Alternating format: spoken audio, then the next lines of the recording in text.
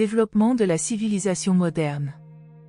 Indépendamment des hauts et des bas dans l'avortement des plans conçus pour l'amélioration du monde dans les missions de Caligastia et d'Adam, l'évolution organique fondamentale de l'espèce humaine continua d'entraîner les races en avant sur l'échelle du progrès humain et du développement racial.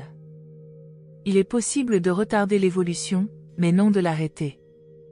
Les membres de la race violette furent moins nombreux que prévu, mais leur influence, depuis l'époque d'Adam, a produit, dans la civilisation, une avance qui dépasse de loin les progrès que l'humanité avait pu accomplir au cours de toute son existence antérieure de presque 1 million d'années.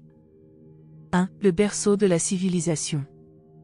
Pendant environ 35 000 ans après l'époque d'Adam, le berceau de la civilisation se trouva en Asie du Sud-Ouest, s'étendant vers l'Est et légèrement vers le Nord, depuis la vallée du Nil, à travers l'Arabie du Nord et la Mésopotamie, jusqu'au Turkestan y compris. Le climat fut le facteur décisif de l'établissement de la civilisation dans cette zone. Ce furent les grands changements climatiques et géologiques en Afrique du Nord et en Asie occidentale qui mirent fin aux migrations initiales des Adamites en leur fermant le passage vers l'Europe, du fait de l'agrandissement de la Méditerranée, et en détournant le courant de migration vers le Nord et l'Est en direction du Turkestan. À l'époque où se parachèvent ces soulèvements de terrain et les changements climatiques correspondants, environ 15 000 ans avant Jésus-Christ, la civilisation était arrivée dans le monde entier à un point mort, sauf en ce qui concernait les ferments culturels et les réserves biologiques des Andites. Ceux-ci restaient enserrés à l'est par les montagnes d'Asie et à l'ouest par les forêts envahissantes d'Europe. L'évolution climatique allait maintenant réussir là où tous les autres efforts avaient échoué, c'est-à-dire qu'elle allait contraindre les Eurasiens à abandonner la chasse en faveur des métiers plus civilisés de l'élevage et de l'agriculture. L'évolution est peut-être lente, mais elle est terriblement efficace. Les premiers agriculteurs employèrent très généralement des esclaves. En conséquence, les paysans furent autrefois méprisés par les chasseurs et les éleveurs. Pendant des âges, on considéra la culture du sol comme une occupation subalterne, d'où l'idée que le travail de la terre est une malédiction, alors qu'il est la plus grande de toutes les bénédictions. Même à l'époque de Caïn et d'Abel, les sacrifices de la vie pastorale étaient encore tenus en plus haute estime que les offrandes de l'agriculture. Les hommes évoluèrent, en général, de l'état de chasseur à celui de cultivateur avec une ère transitoire de pasteur, et ce fut également vrai chez les Andites, mais il arriva plus souvent que la contrainte évolutionnaire des changements climatiques amena des tribus entières à passer directement de l'état de chasseur à celui de cultivateur prospère.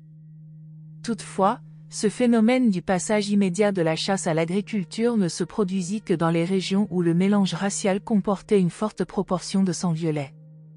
En observant la germination de graines accidentellement humidifiées ou placées dans les tombeaux comme nourriture pour les trépassés, les peuples évolutionnaires, notamment les Chinois, apprirent de bonne heure à planter des graines et à faire pousser des récoltes.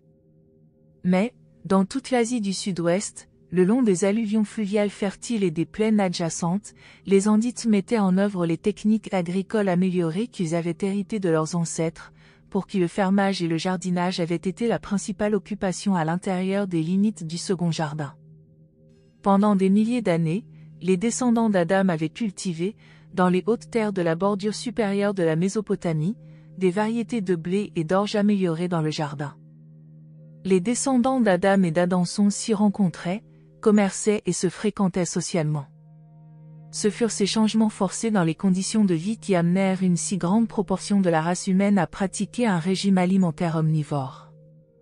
La combinaison du blé, du riz et des légumes avec la chair des troupeaux marqua un grand pas en avant dans la santé et la vigueur de ces anciens peuples.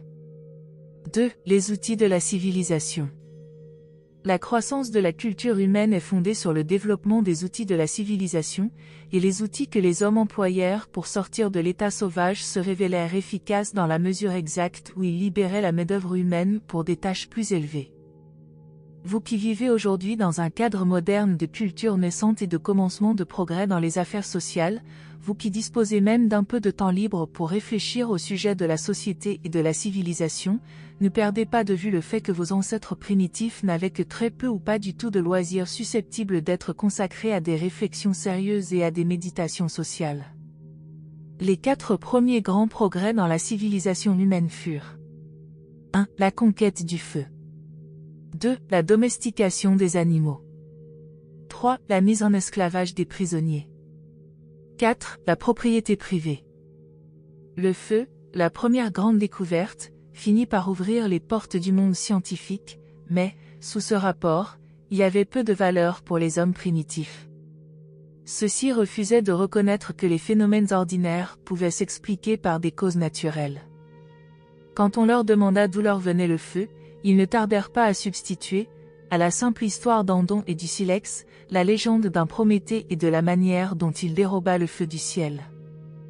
Les anciens cherchaient une explication surnaturelle à tous les phénomènes naturels qui sortaient des limites de leur compréhension personnelle, et bien des modernes continuent à en faire autant. La dépersonnalisation des phénomènes dits naturels a nécessité des âges et n'est pas encore parachevée. Par contre, la recherche honnête, franche et intrépide des véritables causes a donné naissance à la science moderne. Elle a transformé l'astrologie en astronomie, l'alchimie en chimie et la magie en médecine. Au cours de l'âge antérieur aux machines, la seule manière dont l'homme pouvait accomplir un travail sans le faire lui-même consistait à utiliser un animal. La domestication des animaux mit entre ses mains des outils vivants, dont l'emploi intelligent prépara la voie à l'agriculture et au transport. Sans ces animaux, l'homme n'aurait pas pu s'élever de son état primitif au niveau de la civilisation ultérieure. La plupart des animaux convenant le mieux à la domestication se trouvaient en Asie, spécialement dans les régions du centre et du sud-ouest. Ce fut l'une des raisons pour lesquelles la civilisation y progressa plus rapidement que dans d'autres parties du monde. Beaucoup de ces animaux avaient déjà été domestiqués 2 fois, dans l'âge des Andites, ils furent domestiqués une fois de plus. Mais le chien était toujours resté avec les chasseurs depuis son adoption par les hommes bleus longtemps, très longtemps, auparavant. Les Andites du Turkestan furent les premiers à domestiquer les chevaux en grand nombre, et c'est une autre raison pour laquelle leur culture fut si longtemps prédominante. Vers l'an 5000 avenue Jésus-Christ, les fermiers de Mésopotamie, du Turkestan et de Chine avaient commencé à élever des moutons, des chèvres, des vaches, des chameaux, des chevaux, des volailles et des éléphants. Ils employaient comme bêtes de somme le bœuf, le chameau, le cheval et le yak. Autrefois, l'homme était lui-même la bête de somme. Un chef de la race bleue eut jadis une colonie de portefaix de 100 000 hommes. L'esclavage et la propriété privée de la terre furent institués en même temps qu'apparaissait l'agriculture. L'esclavage éleva le niveau de vie des maîtres et leur procura plus de loisirs pour se cultiver socialement.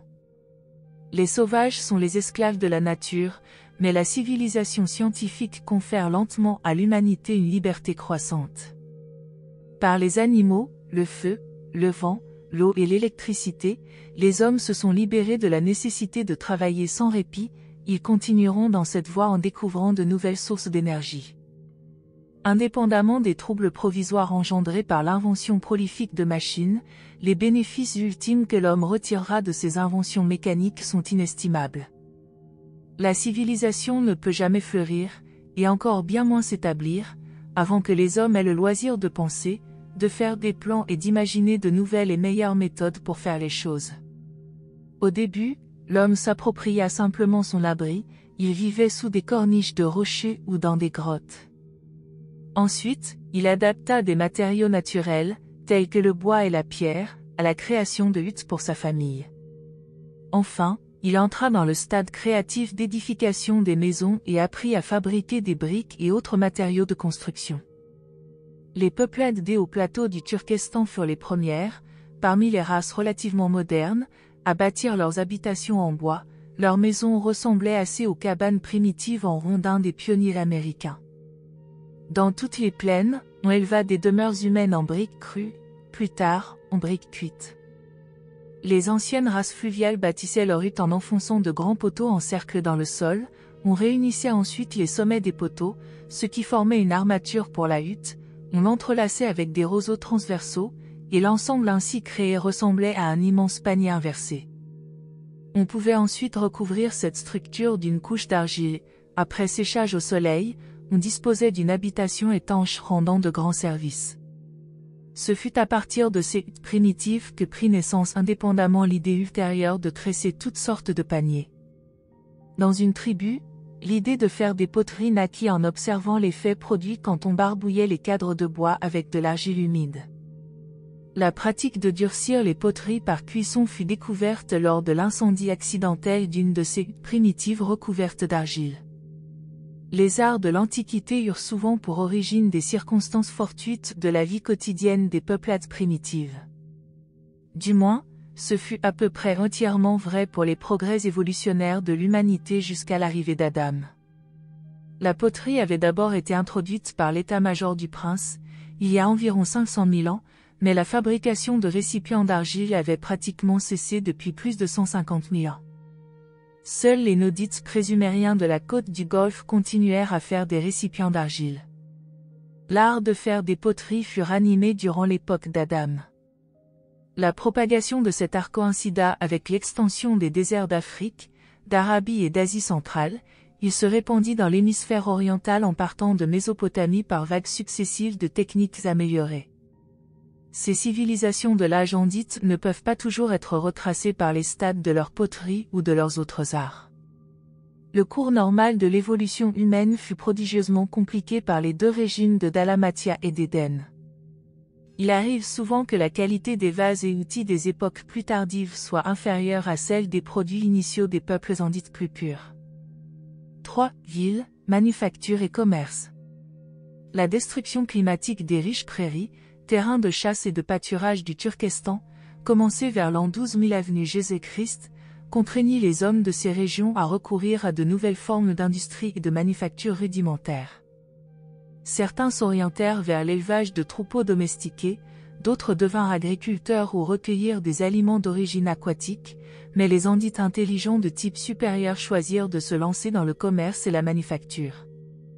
Il devint même habituel que des tribus entières se consacrent au développement d'une seule industrie. De la vallée du Nil à l'Hindu-Kush et du Gange au fleuve Jaune, la principale occupation des tribus supérieures devint la culture du sol, avec le commerce comme activité secondaire. L'accroissement des échanges et la transformation des matières premières en divers articles commerciaux contribuèrent directement à faire naître les communautés primitives et semi-pacifiques, qui eurent tant d'influence pour répandre la culture et les arts de la civilisation. Avant l'ère d'un commerce mondial extensif, les communautés sociales étaient des tribus, des groupes familiaux agrandis. Le commerce amena des êtres humains de différentes sortes à s'associer, ce qui contribua à une hybridation plus rapide de la culture. Il y a environ 12 000 ans, l'ère des cités indépendantes était à son aurore. Ces cités primitives commerçantes et manufacturières étaient toujours entourées de zones d'agriculture et d'élevage de bétail. S'il est vrai que l'industrie fut encouragée par l'élévation du niveau de vie, il ne faudrait pas se faire d'idées fausses sur les raffinements de la vie citadine à ses débuts. Les premières races n'étaient ni très propres ni très soigneuses. Par la simple accumulation des ordures et des détritus sur le sol, les communautés primitives moyennes s'élevaient de 30 à 60 cm tous les 25 ans. Certaines cités antiques s'élevèrent aussi rapidement au-dessus des terres environnantes parce que leurs huttes d'argile non cuites ne duraient pas longtemps et que l'on avait coutume de bâtir de nouvelles demeures directement sur les ruines des anciennes. L'emploi généralisé des métaux fut une caractéristique de l'ère des premières villes industrielles et commerciales. Vous avez déjà découvert, au Turkestan, une culture de l'âge du bronze datant de plus de 9000 ans avenue Jésus-Christ, et les Andites apprirent de bonne heure à travailler également le fer, l'or et le cuivre. Mais, à de grandes distances des centres les plus avancés de la civilisation, les conditions étaient très différentes. On n'y retrouve pas de périodes distinctes comme les âges de la pierre taillée, du bronze et du fer, tous trois existaient simultanément dans des localités différentes. L'or fut le premier métal recherché par les hommes, il était facile à travailler et fut d'abord employé uniquement comme parure. On se servit ensuite du cuivre, mais assez peu avant le moment où on le mélangea à l'étain pour faire du bronze plus dur. La découverte du mélange cuivre-étain fut faite par un adansonite du Turkestan, dont la mine de cuivre se trouvait être située dans les hautes terres au voisinage d'un gisement d'étain. Avec l'apparition d'une manufacture rudimentaire et d'une industrie à ses débuts, le commerce devint rapidement le truchement le plus puissant pour répandre la civilisation culturelle. L'ouverture des routes commerciales terrestres et maritimes facilita les voyages et les mélanges de cultures ainsi que la fusion des civilisations. Vers l'an 5000 avenue Jésus-Christ, le cheval était d'emploi général dans tous les pays civilisés et semi-civilisés. Les races assez récentes possédaient non seulement des chevaux domestiqués, mais encore différents modèles de charrettes et de chariots. La roue était utilisée depuis des âges, mais, alors, des véhicules munis de roues furent universellement employés tant pour le commerce que pour la guerre. Les commerçants voyageurs et les explorateurs nomades firent plus progresser la civilisation historique que toutes les autres influences conjuguées. Les conquêtes militaires, la colonisation et les entreprises missionnaires entretenues par les religions plus récentes furent aussi des facteurs de diffusion de la culture, mais ils furent tous secondaires par rapport aux relations commerciales, constamment accélérées par les arts et les sciences de l'industrie qui se développaient rapidement. Non seulement l'infusion de sang adamique dans les races humaines accéléra la civilisation, mais aussi elle stimula grandement leur penchant à l'aventure et à l'exploration, de sorte que la majeure partie de l'Eurasie et de l'Afrique du Nord fut bientôt occupée par les descendants mixtes des Andites, qui se multipliaient rapidement. 4. Les races mêlées. Au moment où nous touchons à l'aurore des temps historiques, toute l'Eurasie, l'Afrique du Nord et les îles du Pacifique sont peuplées par les races composites de l'humanité, et ces races modernes proviennent du mélange et du brassage des 5 souches humaines fondamentales d'Urantia. Chacune des races d'Urantia était identifiée par certaines caractéristiques physiques distinctes. Les Adamites et les Nodites étaient dolichocéphales, les Andonites étaient brachycéphales. Les races sangiques avaient des têtes moyennes, avec tendance de leurs branches jaunes et bleues à être brachycéphales. Les races bleues, après mélange avec des souches andonites, étaient nettement brachycéphales. Les têtes des sangiques secondaires étaient moyennes ou allongées. Bien que ces dimensions crâniennes rendent service pour déchiffrer les origines raciales, il est plus sûr de se fier à l'ensemble du squelette. Dans le développement initial des races d'Urantia, il y eut, à l'origine, 5 types distincts de structures osseuses qui furent ceux. 1. Des Andonites, les premiers habitants d'Urantia. 2. Des sangiques primaires, rouges, jaunes et bleus. 3. Des sangiques secondaires, orangés, verts et indigo. 4. Des Nodites, descendants des Dalmatiens. 5. Des Adamites, la race violette. Au cours du brassage de ces 5 grands groupes raciaux, les mélanges continuels tendirent à atténuer le type andonite par une prédominance d'hérédité sangique. Les Lapons et les Esquimaux sont des métis d'andonites et de sangiques de race bleue. La structure de leur squelette est celle qui conserve le mieux le type andonique originel. Mais les Adamites et les Nodites se sont tellement mêlés aux autres races qu'ils ne peuvent être détectés que sous un aspect d'ensemble dit caucasoïde.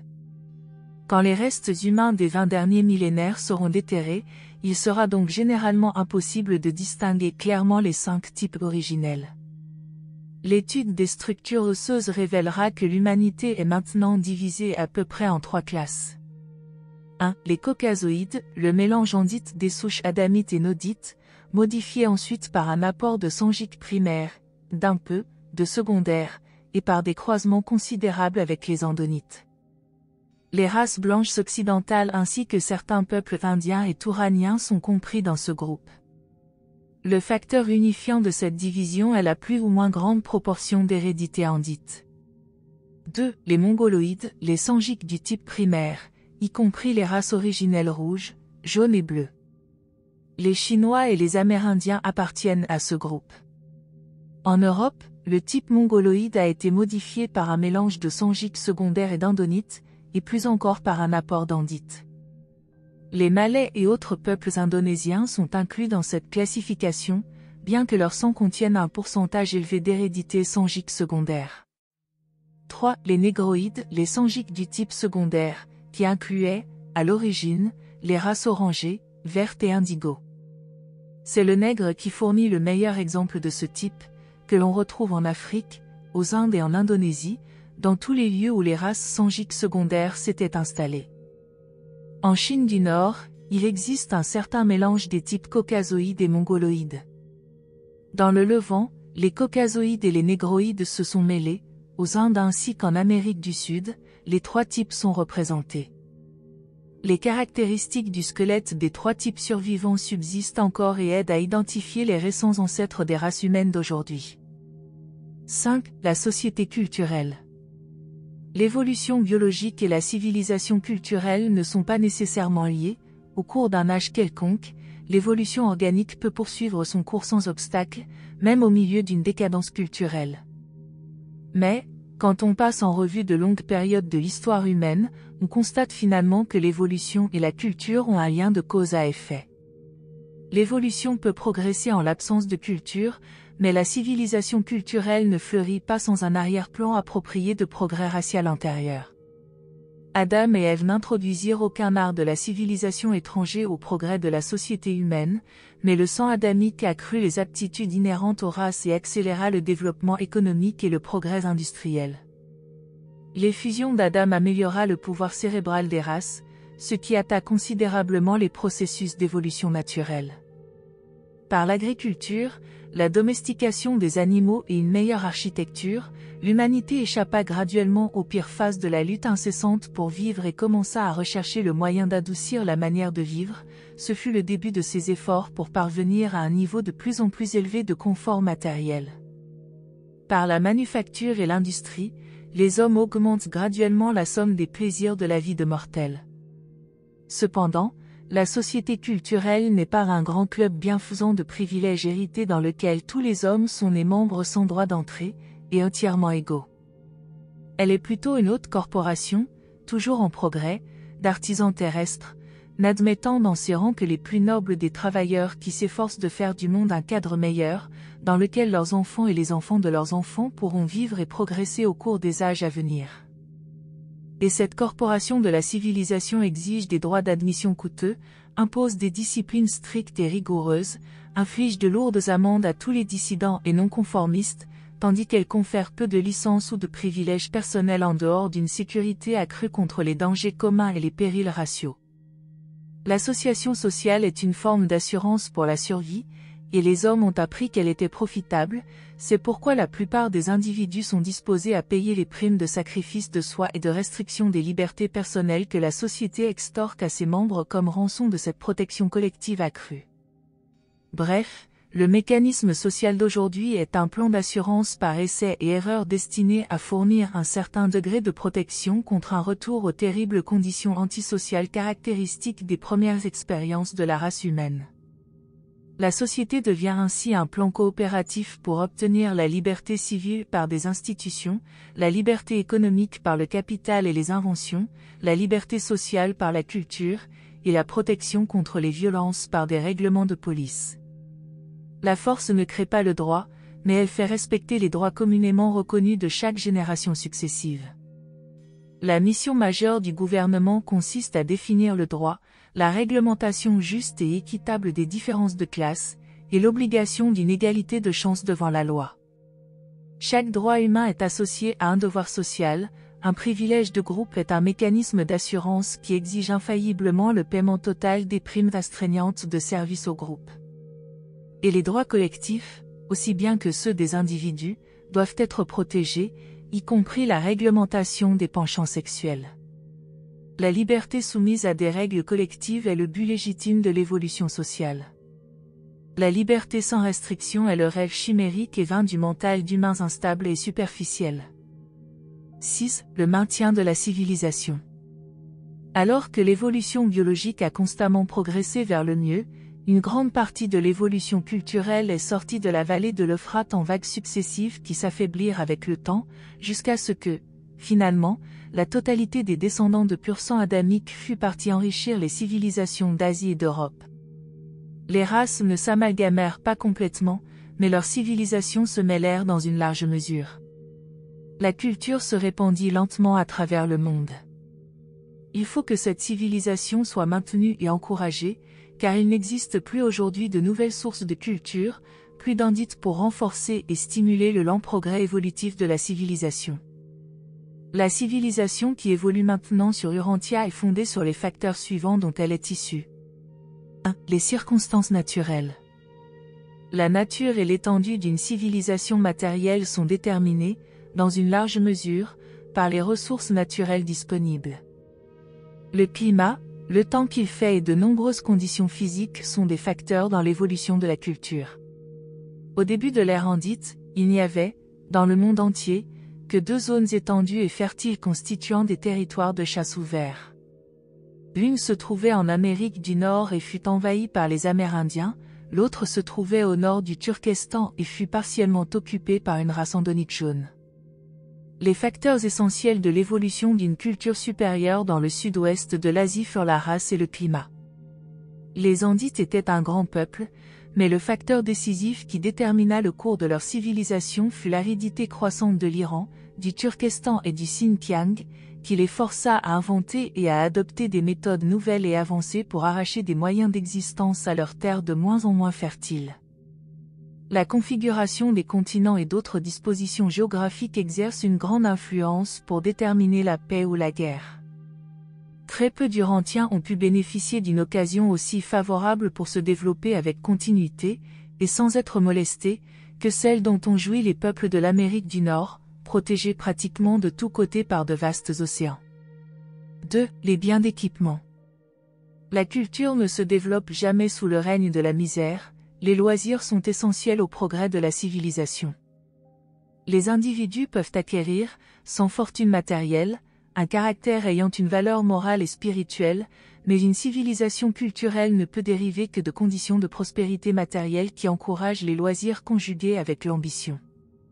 Durant les temps primitifs, la vie sur Urantia était une affaire sérieuse et grave. Ce fut pour échapper à cette lutte incessante et à ce labeur interminable que l'humanité tendit constamment à se laisser porter vers les climats salubres des tropiques. Ces zones plus chaudes d'habitation adoucirent sans doute quelque peu la lutte acharnée pour l'existence, mais les races et les tribus qui recherchèrent ainsi la facilité utilisèrent rarement leurs loisirs non gagnés pour faire avancer la civilisation. Les progrès sociaux sont invariablement venus des idées et des projets des races qui, par leurs efforts intelligents, ont appris à tirer de la terre des moyens d'existence avec moins d'efforts et avec des journées de travail raccourcies, ce qui leur permettait de disposer d'une marge profitable de loisirs bien mérités. 3. Les connaissances scientifiques. Les aspects matériels de la civilisation doivent toujours attendre l'accumulation des données scientifiques. Après la découverte de l'arc et de la flèche, et l'utilisation des animaux comme force motrice, il se passa longtemps avant que les hommes apprennent à mettre en valeur la puissance du vent et des chutes d'eau, suivi de l'emploi de la vapeur et de l'électricité. Cependant, les outils de la civilisation s'améliorèrent lentement. Le tissage, la poterie, la domestication des animaux et le travail des métaux furent suivis par un âge d'écriture et d'imprimerie. Le savoir, c'est le pouvoir. Les inventions précèdent toujours l'accélération du développement culturel à l'échelle mondiale. La science et les inventions furent les plus grands bénéficiaires de la presse à imprimer, et l'interaction de toutes les activités culturelles et inventives a considérablement accéléré le rythme de la civilisation. La science enseigne aux hommes à parler le nouveau langage des mathématiques et leur apprend à penser selon des lignes d'une exigeante précision. La science stabilise aussi la philosophie en éliminant les erreurs, et purifie en même temps la religion en détruisant les superstitions. 4. Les ressources humaines. La main-d'œuvre est indispensable pour répandre la civilisation. À condition égale par ailleurs, un peuple nombreux dominera la civilisation d'une race plus réduite. En conséquence, une nation qui ne réussit pas à accroître le nombre de ses citoyens jusqu'à un certain chiffre se trouve empêchée de réaliser pleinement sa destinée nationale, mais, au-delà d'un point donné, tout accroissement supplémentaire de la densité de la population devient un suicide. La multiplication des habitants au-delà du rapport normal homme-sol conduit soit à abaisser le niveau de vie, soit à étendre immédiatement les frontières terrestres par pénétration pacifique ou par conquête militaire, l'occupation par la force. Vous êtes parfois révolté par les ravages de la guerre, mais vous devriez reconnaître la nécessité de faire naître un grand nombre de mortels pour fournir d'amples occasions au développement social et moral, mais avec cette fécondité planétaire surgit bientôt le grave problème de la surpopulation. La plupart des mondes habités sont petits. Urantia est dans la moyenne, peut-être un peu au-dessous. La stabilisation de la population nationale au niveau optimum rehausse la culture et empêche la guerre. Et sage est la nation qui connaît le moment de s'arrêter de croître. Mais le continent le plus riche en dépôts naturels et le plus avancé en équipements mécaniques fera peu de progrès si l'intelligence de son peuple est sur son déclin. On peut obtenir la connaissance par l'instruction, mais la sagesse, qui est indispensable à la vraie culture, s'acquiert seulement grâce à l'expérience et par des hommes et des femmes nés intelligents. Des gens de cet ordre sont capables d'apprendre par expérience et de devenir véritablement sages. 5. L'efficacité des ressources matérielles. Bien des choses dépendent de la sagesse déployée dans l'utilisation des ressources naturelles, des connaissances scientifiques, des biens d'équipement et des potentiels humains. Le facteur principal de la civilisation primitive fut la force exercée par de sages chefs sociaux. Les hommes primitifs se virent littéralement imposer la civilisation par leurs contemporains de type supérieur. Ce monde a été largement régi par des minorités supérieures et bien organisées. La force ne crée pas le droit, mais la force crée bien ce qui existe et ce qui a historiquement existé. Urantia vient seulement d'atteindre le point où la société est disposée à mettre en discussion l'éthique de la force et du droit. 6. L'efficacité du langage. La civilisation doit attendre le langage pour se répandre. Des langues qui vivent et qui s'enrichissent assurent l'expansion de la pensée et des projets civilisés. Durant les âges primitifs, d'importants progrès furent apportés au langage. Aujourd'hui, il y a grand besoin d'un développement linguistique additionnel pour faciliter l'expression de la pensée en évolution. Le langage prit naissance dans des associations de groupes, chaque groupe local établissant son propre système d'échange de mots. Le langage se développa par des gestes, des signes, des cris, des sons imitatifs, des intonations et des accents, et parvint plus tard à la vocalisation d'alphabets. Le langage est le plus grand et le plus utile des instruments de la pensée humaine, mais il n'a jamais fleuri avant que des groupes sociaux eussent acquis certains loisirs. La tendance à jouer avec le langage crée de nouveaux mots, l'argot. Si la majorité adopte l'argot, l'usage en fait le langage. Un exemple de l'origine des dialectes est l'habitude de « parler bébé » dans un groupe familial. Les différences de langage ont toujours été le grand obstacle à l'extension de la paix. Il faut triompher des dialectes avant de pouvoir répandre une culture dans une race, sur un continent ou dans un monde entier. Un langage universel encourage la paix, assure la culture et accroît le bonheur. Il suffit même que les idiomes d'un monde soient réduits à un petit nombre pour que leur maîtrise, par les peuples cultivés dirigeants, influence puissamment la réalisation de la paix et de la prospérité mondiale. Urantia a fait très peu de progrès dans le développement d'un langage international, mais l'établissement des échanges commerciaux internationaux a beaucoup apporté. Toutes ces relations internationales devraient être encouragées, qu'il s'agisse de langage, de commerce, d'art, de sciences, de jeux de compétition ou de religion. C'est l'efficacité des dispositifs mécaniques.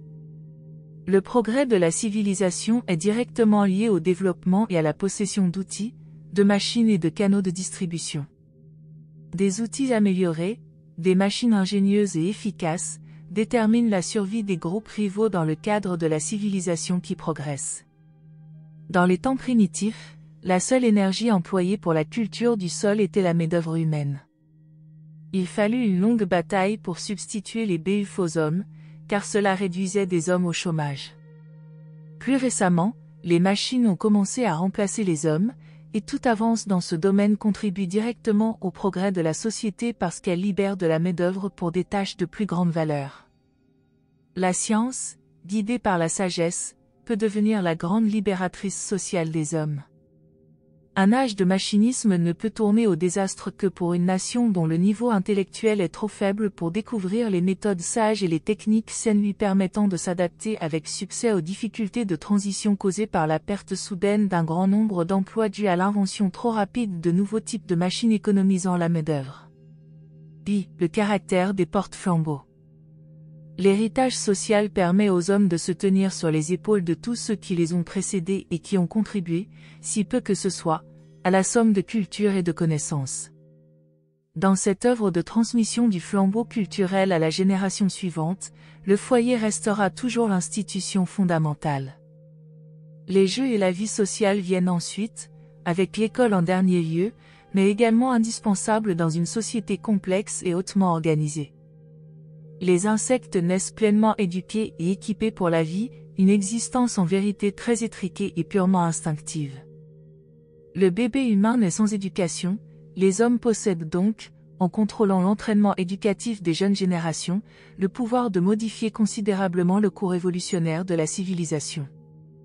Au XXe siècle, les plus grandes influences qui contribuent à faire avancer la civilisation et progresser la culture sont l'accroissement marqué des voyages dans le monde et les améliorations sans précédent dans les moyens de communication. Mais les progrès de l'éducation n'ont pas marché de pair avec l'expansion de la structure sociale, l'appréciation moderne de l'éthique ne s'est pas non plus développée en proportion de la croissance dans les domaines plus purement intellectuels et scientifiques. En outre, la civilisation moderne se trouve à un point mort dans son développement spirituel et dans la sauvegarde de l'institution du foyer. 9. Les idéaux raciaux. Les idéaux d'une génération creusent les chemins de la destinée pour sa postérité immédiate. La qualité des porte-flambeaux sociaux déterminera l'avancement ou le recul de la civilisation. Les foyers, les églises et les écoles d'une génération prédéterminent la tendance de caractère de la suivante. La force vive morale et spirituelle d'une race ou d'une nation détermine largement la rapidité du développement culturel de sa civilisation. Les idéaux élèvent la source du courant social. Nul courant ne peut remonter plus haut que sa source, quelle que soit la technique de pression ou le contrôle de direction employé. La force propulsive des aspects, même les plus matériels, d'une civilisation culturelle réside dans les accomplissements les moins matériels de la société. L'intelligence peut contrôler le mécanisme de la civilisation, la sagesse peut le diriger, mais l'idéalisme spirituel est l'énergie qui élève réellement la culture humaine et la fait progresser d'un niveau d'accomplissement au suivant. Au début, la vie était une lutte pour l'existence, aujourd'hui, c'est pour le niveau de vie, demain, ce sera pour la qualité de pensée, prochain but terrestre de l'existence humaine. 10. La coordination des spécialistes. La division du travail effectué de bonne heure et son corollaire ultérieur de spécialisation ont prodigieusement fait avancer la civilisation, celle-ci dépend maintenant de la coopération efficace des spécialistes. Au fur et à mesure de l'expansion de la société, il faudra trouver une méthode pour regrouper les divers spécialistes. Les spécialistes des affaires sociales, de l'art, de la technique et de l'industrie continueront à se multiplier et à accroître leur habileté et leur dextérité. Cette diversification d'aptitudes et cette dissemblance d'emplois finiront par affaiblir et par désintégrer la société humaine si des moyens efficaces de coordination et de coopération ne sont pas mis en œuvre. Des intelligences capables d'une telle fécondité d'invention et d'une telle spécialisation devraient être entièrement compétentes pour imaginer des méthodes appropriées de contrôle et d'adaptation permettant de résoudre tous les problèmes issus du développement rapide des inventions et de l'accélération de l'expansion culturelle. 11. Les procédés pour trouver des emplois. Le prochain âge de développement social sera concrétisé par une meilleure coopération et une coordination plus efficace des spécialisations en accroissement et en expansion continue. À mesure que le travail se diversifie davantage, il faut imaginer une technique pour orienter les individus vers des emplois appropriés. Le machinisme n'est pas la seule cause de chômage chez les peuples civilisés d'Urantia. La complexité économique et l'accroissement régulier des spécialités industrielles et professionnelles compliquent les problèmes de placement de la main-d'œuvre. Il ne suffit pas d'apprendre aux hommes un travail, une société complexe doit aussi fournir des méthodes efficaces pour leur trouver un emploi. Avant d'apprendre aux citoyens des techniques hautement spécialisées pour gagner leur vie, il faudrait leur enseigner une ou plusieurs méthodes de travail non spécialisées de commerce ou d'occupation qu'ils pourraient pratiquer pendant un chômage temporaire dans leur travail spécialisé. Nulle civilisation ne peut survivre au maintien prolongé de grandes classes de chômeurs. Avec le temps, l'acceptation du soutien par le trésor public déforme la mentalité des citoyens, même des meilleurs, et les démoralise. La charité privée, elle-même, devient pernicieuse si elle entretient longtemps des citoyens valides. Une société très spécialisée ne s'adonnera pas volontiers aux anciennes pratiques communautaires et féodales des peuples d'autrefois. Il est vrai que beaucoup de services communs peuvent être utilement et profitablement socialisés, mais la meilleure manière de gouverner des êtres humains hautement entraînés et ultra spécialisés est une technique de coopération intelligente. Une coordination modernisée et une réglementation fraternelle aboutiront à une coopération plus durable que les anciennes et primitives méthodes de communisme ou les institutions réglementaires dictatoriales basées sur la force. 12. L'ouverture à la coopération. L'un des grands obstacles au progrès de la société humaine est le conflit entre les intérêts et le bien-être des collectivités humaines les plus nombreuses et les plus socialisées d'une part, et les groupements moins nombreux d'opposants asociaux d'autre part, sans compter les individus isolés à mentalité antisociale. Nulle civilisation nationale ne dure longtemps à moins que ses méthodes éducatives et ses idéaux religieux n'inspirent un patriotisme intelligent et un dévouement national de type élevé. Sans cette espèce de patriotisme intelligent et de solidarité culturelle, toutes les nations tendent à se désagréger par suite des jalousies régionales et des égoïsmes locaux. Pour maintenir une civilisation mondiale, il faut que les êtres humains apprennent à vivre ensemble dans la paix et la fraternité. Sans coordination efficace, la civilisation industrielle est mise en péril par les dangers de l'ultra-spécialisation, monotonie, étroitesse et tendance à engendrer la méfiance et la jalousie. 13. Le commandement efficace et sage. La civilisation dépend, dans une très grande mesure, de l'état d'esprit consistant à s'atteler à la besogne avec enthousiasme et efficacité. 10 hommes n'en valent pas beaucoup plus qu'un pour soulever un lourd fardeau, à moins qu'ils ne le soulèvent ensemble, tous en même temps. Ce travail d'équipe, la coopération sociale, dépend de la qualité des chefs.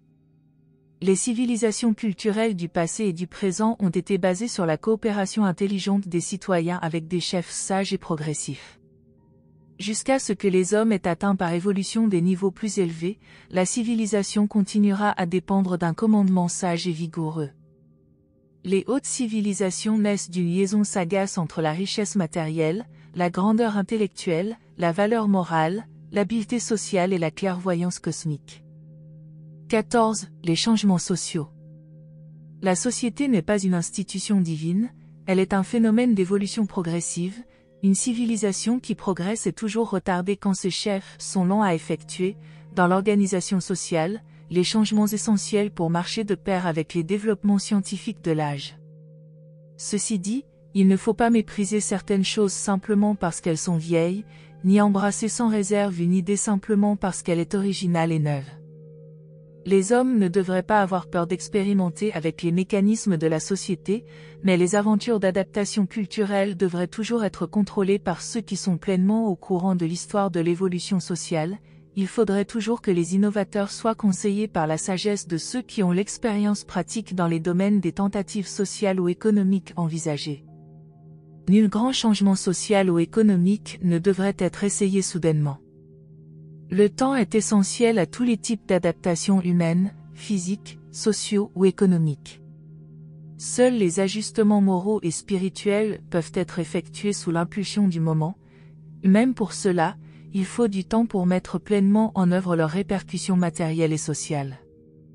Ce sont les idéaux de la race qui servent principalement d'appui et de soutien pendant les périodes critiques où une civilisation se trouve en transition entre deux niveaux consécutifs. 15. Les mesures préventives contre les brusques déclins en période de transition. La société est issue de nombreux âges d'essais et d'erreurs, elle représente ce qui a survécu aux ajustements et rajustements sélectifs dans les stades successifs de l'ascension millénaire des hommes depuis les niveaux animaux jusqu'au niveau humain de statut planétaire. Le grand danger pour toute civilisation, à n'importe quel moment, est la menace de déclin pendant la transition entre les méthodes établies du passé et les procédés nouveaux et meilleurs, mais non éprouvés, de l'avenir. La qualité des chefs est vitale pour le progrès. La sagesse, la perspicacité et la prévoyance sont indispensables aux nations pour durer. La civilisation n'est jamais réellement en péril tant que les chefs capables ne commencent pas à disparaître. Le nombre de ces chefs sages n'a jamais dépassé 1% de la population.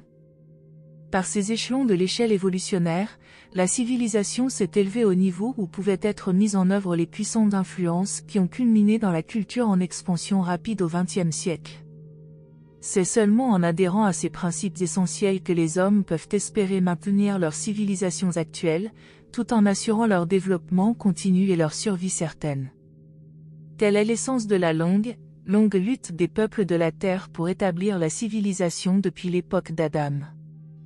La culture d'aujourd'hui est le résultat de cette évolution opiniâtre.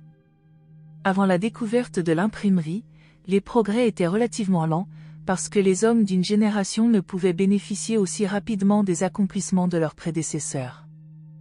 Mais, en ce moment, la société humaine fonce en avant avec la puissance de la force vive accumulée de tous les âges au cours desquels la civilisation a lutté.